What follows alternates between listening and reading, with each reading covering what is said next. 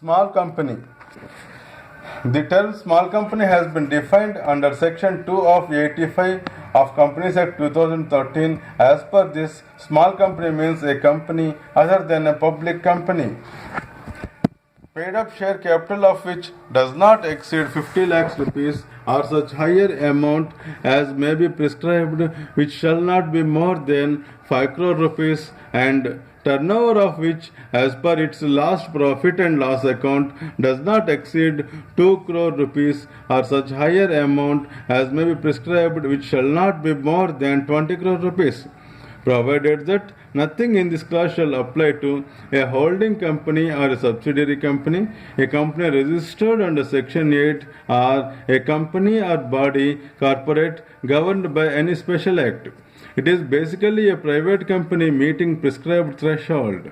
Logic and advantages of new concept small company. The 2013 Act provides for a new entity in the form of small company, empowering the central government to provide for a simpler compliance regime for small companies. Because of their size, they cannot be burdened with the same level of compliance requirements as, say, the large public listed companies. The small companies have to be enabled to take quick decisions, be adaptable and nimble in the changing economic environment, yet be encouraged to comply with the essential requirements of a law through low cost of compliance cost. The relaxations provided to small companies would not be available to a public company, a holding company, a subsidiary company, a company incorporated for charitable purposes, or a body corporate governed by any special act. Following are the some of the important relaxations provided to a small company. Financial statements of small company may not include the cash flow statement.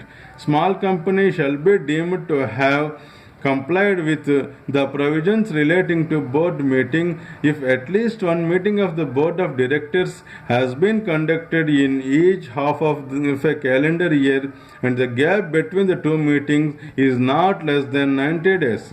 Merger or amalgamation between two or more small companies have been simplified without the requirement of court process.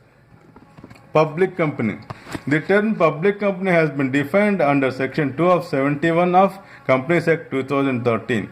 A public company means a company which has such minimum paid up share capital as may be prescribed and which is not a private company. Further, a private company which is subsidiary of public company shall also be deemed to be a public company for the purpose of this act, even where such subsidiary company continues to be a private company in its articles. There should be at least 7 persons to form a public company, that is, the minimum number of members in a public company is 7. A public company should have at least 3 directors. The name of a public limited company must end with the word limited. Classification of companies on the basis of liability of members. Companies, both private and public companies, can be classified into following 3 categories on the basis of liability of members towards the company. Companies limited by shares. A company limited by shares is a registered company having the liability of its members limited to the amount, if any, unpaid on the shares respectively held by them. If his shares are fully paid up, he has nothing more to pay. Companies limited by guarantee. A company limited by guarantee or a guarantee company is a company having the liability of its members limited to such an amount as the members may respectively thereby undertake by the memorandum of association of the company to contribute to the assets of the company.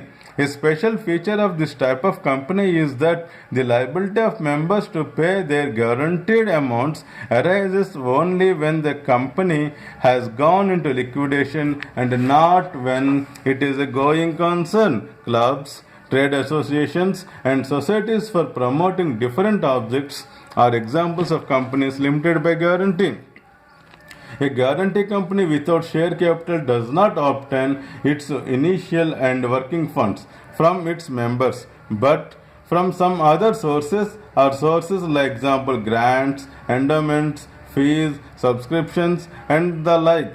But a guarantee company having a share capital raises its initial capital from its members, while the nominal working funds would be provided from other sources such as fees, charges, subscriptions.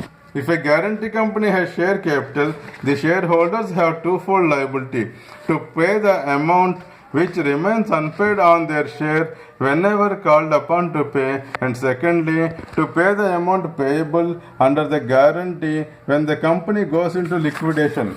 The voting power of a guarantee company having a share capital is determined by the shareholding and not by the guarantee. Unlimited companies under Section 2 of 92. In the case of an unlimited company, there is no limit on the liability of its members. Thus, the maximum liability of the members of such a company could extend to their entire personal property to meet the debts and obligations of the company. The members of an unlimited company are not liable directly to the creditors of the company, unlike in the case of partners of a firm. The liability of the members is only towards the company so long it is a going concern, and in the event of its being wound up, only the liquidator can ask the members to contribute to the assets of the company. It may be noted that the name of an unlimited company does not end with the words limited or private limited, as the case may be. However, it is separately mentioned along with the name that it is a public or private company, as the case may be, with